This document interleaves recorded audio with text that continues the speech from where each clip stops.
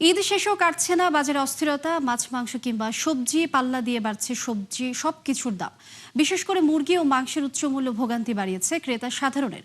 এমন অবস্থায় প্রয়োজন মেটানোই কঠিন হয়ে পড়ছে ভোক্তাদের। আরও জানাচ্ছেন মেজবাহ হাসান।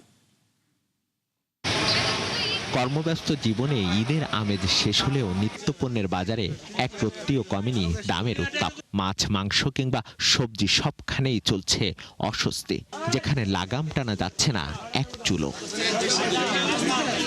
এই যেমন মোহসেনা কবির বাড়ির অতিথিদের আপ্যায়নের জন্য বাজারে এসেছেন গরু ও মুরগির মাংস কিনতে, কিন্তু চড়া মূল্যের কারণে চাহিদা মতো না কিনেই ফিরে যান তিনি। উদ্যমুখী হইলেও খাবার টেবিলে খাবারটা আয়োজন করতে হয় মেহমানদের জন্য।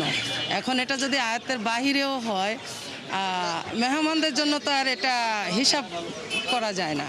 ঈদের আগে 280 টাকায় যে সোনালী মুরগি পাওয়া যেত তা কিনতে গুনতে হচ্ছে প্রায় 400 টাকা।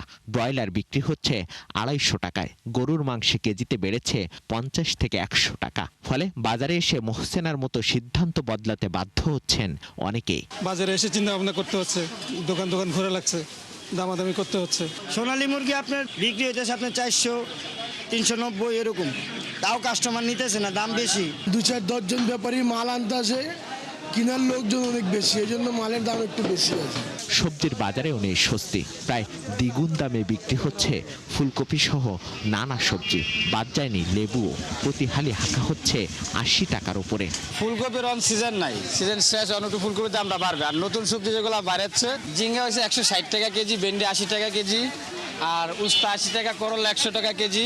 সবকিছুরই দাম বেশি। চড়া দামের বাজারে স্বাভাবিকভাবেই ছন্দপতন ঘটছে ভোক্তাদের।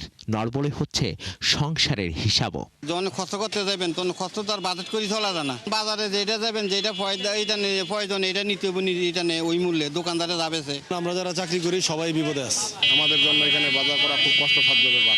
উৎসব কিংবা স্বাভাবিক সময় বাজারে আদৌ স্বস্তি ফিরবে কিনা স্বাধীনতার 5.5 দশকেও কাটছে না সে শঙ্কা। মেজবাহ হাসান, 71, ঢাকা।